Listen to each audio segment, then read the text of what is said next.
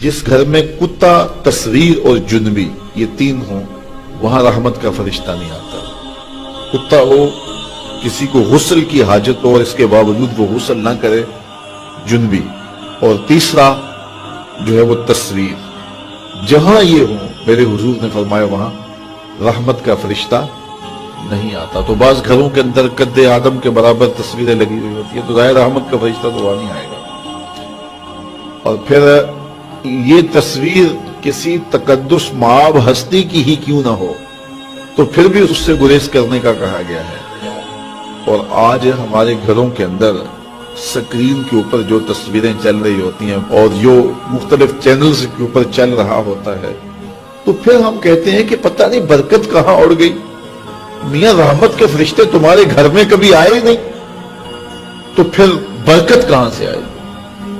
پہلے مال تھوڑا ہوتا تھا، پیسے لوگوں کے پاس اتنے نہیں ہوتے تھے، 100 روپے کا منہ کوئی دیکھتا تھا، لوگ پیدل سفر کرتے تھے۔ میں ایک دیہات کا رہنے والا ہوں، سارے لوگ پیدل شہر میں آتے تھے، لوگوں کے پاس دو سے زیادہ جوڑے نہیں ہوتے تھے، اچھا جوتا کسی کے پاس نہیں ہوتا تھا، شادیوں سے بڑے بھائی کا جوتا، چھوٹے بھائی کا جوتا، ایک دوسرے کے جوتے مانگ کے لوگ لے کے جایا کرتے تھے۔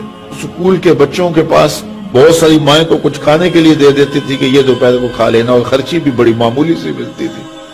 اور آج ہر بچہ 200-300 روپے کا بیلنس روز جو ہے وہ موبائل پہ خرچ کرتا ہے، موٹر سائیکل کا جو ہے وہ تیل الگ خرچ کرتا ہے، اور جو اس کی جیبیں بھری ہوئی ہوتی ہیں، اور اتنا کچھ ہونے کے باوجود برکت نہیں ہے۔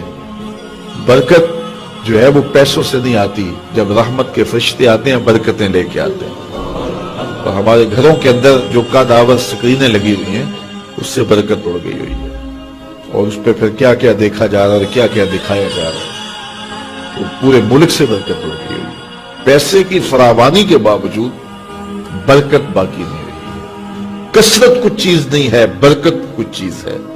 تو اللہ سے کثرت کی بجائے برکت مانگو۔ جب برکت مانگو گے تو تھوڑے میں بھی اللہ تمہیں وہ سکون اور طمانینت قلب عطا کر دے گا جو زیادہ والوں کو بھی نصیب نہیں ہوتا۔ تو اصل مقصود تو طمانینت ہے۔ تو اپنی اولاد کو جو ہے وہ اپنے عمل کے ساتھ، اپنے رویے کے ساتھ صالحیت کی جانب لے کر کے جاؤ۔ قرآن مجید کی تلاوت معمول رہے گھر میں، اور 5 گانا نماز کے لیے گھر میں مصلے بچھیں، مائیں بہنیں بیٹیاں گھروں میں مصلے بچھائیں، اور مرد حضرات مسجد کا رخ کریں، تو پھر دیکھنا کہ اس کے اثرات مرتب ہونے لگے۔ ایک بندہ جا رہا تھا جنگل میں، تو اس نے دیکھا کہ ایک لومڑی ہے جس کے پاؤں بھی کٹے ہیں، ہاتھ بھی کٹے ہوئے۔ اس نے کہا مالک تو اس کو کیسے رزق دیتا ہوگا؟ تو وہ ایک درخت پہ چڑھ کے بیٹھ گیا۔ ایک شیر آیا، اس نے شکار کیا اور کچھ کھایا اور باقی بس خردہ چھوڑ کے چلا گیا۔ یہ رینگتی ہوئی آگے بڑھی اور وہ جو بچہ کھچا تھا اس نے وہ کھا لیا۔ تو اس کا بڑا یقین حامل ہو گیا۔ اس نے کہا کہ مالک تو کتنا کریم ہے، اس کو بھی رزق دیتا ہے۔ ایک غار میں جا کے بیٹھ گیا۔ جب وہ بے دست و پا لومڑی کو رزق دیتا ہے، انہیں تو پھر انسان۔ ایک پہر گزرا، 2 پہر گزرے، وہ ہاتف سے آواز آئی میرے بندے میں تجھے بھی دوں گا، لیکن شیر بن لومڑی نہ بن، شیر بن لومڑی نہ بن، کہ خود بھی کھاؤ اور اوروں کو بھی کھلا۔ تو قسمت کا ہے جو مل کے رہتا ہے۔ اب کوئی شیر بن کے لے لے یا لومڑی بن کے لے لے، حرام ذریعہ اختیار کر لے یا حلال ذریعہ اختیار کر لے، اب یہ ہمیں اس نے اختیار دیا ہے۔ فَلَنُحْيِيَنَّهُ حَيَاتًا طَيِّبَةً، اللہ فرماتا ہے کہ جو میرا ہو جائے پھر میں ستھری زندگی دے دیتا ہوں، میں پاکیزہ زندگی دے دیتا ہوں، میں نورانی زندگی عطا کر دیتا ہوں۔ تو یقیناً جو اس کے ہو جائیں پھر اللہ اس کا ہو جاتا ہے۔ فَلَنُحْيِيَنَّهُ حَيَاتًا طَيِّبَةً کا روپ چڑھتا ہے ان کے چہرے کے اوپر۔ زندہ ہوتے ہیں تو خوبصورت زندگی گزارتے ہیں، اور جب اس دنیا سے جاتے ہیں تو پھر بھی خوبصورت زندگی گزارتے ہیں۔